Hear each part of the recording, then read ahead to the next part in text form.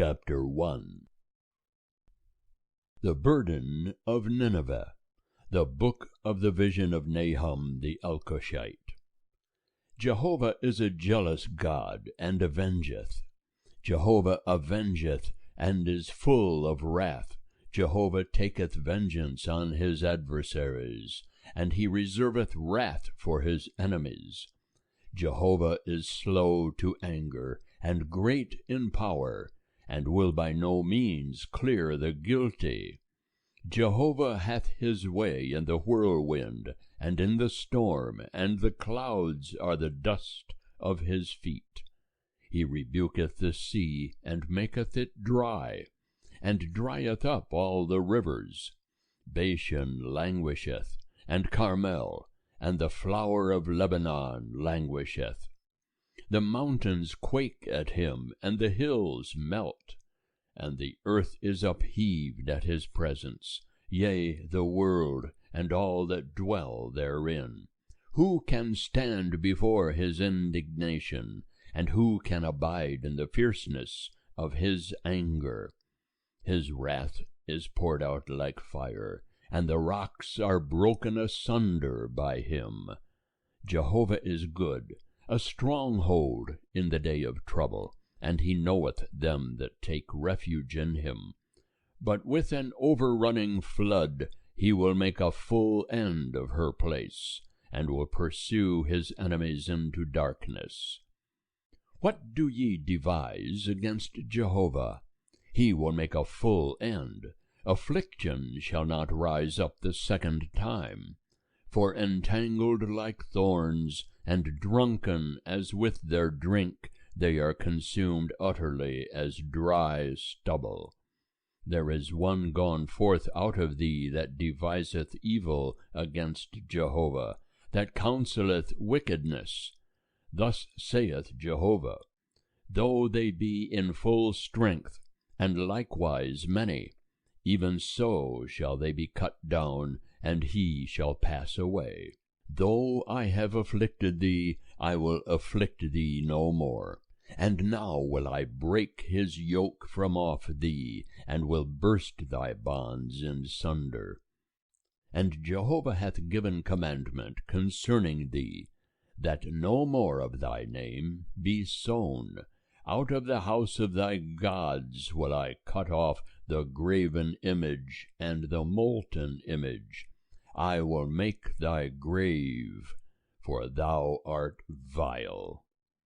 Behold, upon the mountains the feet of him that bringeth good tidings, that publisheth peace. Keep thy feasts, O Judah, perform thy vows, for the wicked one shall no more pass through thee. He is utterly cut off. End of chapter 1. Chapter 2. He that dasheth in pieces is come up against thee. Keep the fortress, watch the way, make thy loins strong, fortify thy power mightily. For Jehovah restoreth the excellency of Jacob, as the excellency of Israel. For the emptiers have emptied them out, and destroyed their vine branches. The shield of his mighty men is made red. The valiant men are in scarlet. The chariots flash with steel in the day of his preparation, and the cypress spears are brandished. The chariots rage in the streets. They rush to and fro in the broad ways. The appearance of them is like torches. They run like the lightnings. He remembereth his nobles. They stumble in their march. They make haste to the wall thereof, and the mantelet is prepared. The gates of the rivers are opened, and the palace is dissolved. And it is decreed, she is uncovered, she is carried away, and her handmaids moan as with the voice of doves, beating upon their breasts. But Nineveh hath been from of old like a pool of water. Yet they flee away. Stand, stand, they cry. but none looketh back. Take ye the spoil of silver, take the spoil of gold, for there is no end of the store, the glory of all goodly furniture. She is empty, and void, and waste, and the heart melteth, and the knees smite together, and anguish is in all loins, and the faces of them all are waxed pale. Where is the den of the lions, and the feeding place of the young lions, where the lion and the lioness walked, the lion's whelp, and none made them afraid? The lion did tear in pieces enough for his whelps, and strangled for his lionesses, and filled his caves with prey, and his dens with raven. Behold, I am against thee, saith Jehovah of hosts, and I will burn her chariots in the smoke, and the sword shall devour thy young lions, and I will cut off thy prey from the earth, and the voice of thy messengers shall no more be heard. End of chapter 2. Chapter 3. Woe to the bloody city! It is all full of lies and rapine. The prey departeth not. The noise of the whip, and the noise of the rattling of wheels, and prancing horses, and bounding chariots, the horsemen mounting, and the flashing sword, and the glittering spear, and a multitude of slain, and a great heap of corpses, and there is no end of the bodies. They stumble upon their bodies, because of the multitude of the whoredoms of the well-favored harlot, the mistress of witchcrafts, that selleth nations through her whoredoms, and families through her witchcrafts. Behold, I am against thee, saith Jehovah of hosts, and I will uncover thy skirts upon thy face, and I will show the nations thy nakedness, and the kingdoms thy shame. And I will cast abominable filth upon thee, and make thee vile, and will set thee as a gazing stock. And it shall come to pass, that all they that look upon thee shall flee from thee, and say, Nineveh is laid waste, who will bemoan her? Whence shall I seek comforters for thee?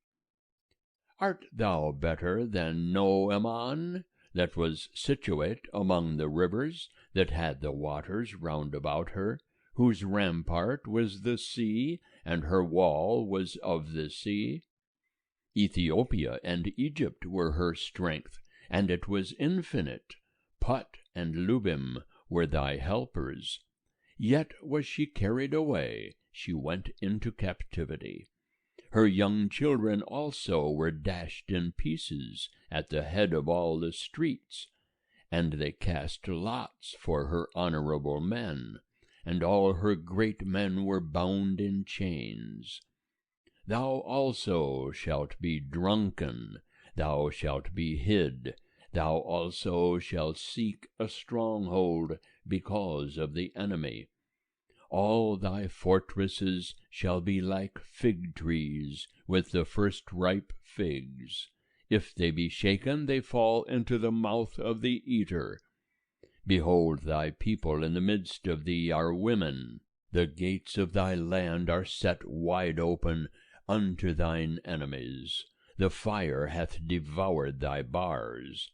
Draw thee water for the siege, strengthen thy fortresses, go into the clay, and tread the mortar, make strong the brick kiln. There shall the fire devour thee. The sword shall cut thee off, it shall devour thee like the cankerworm.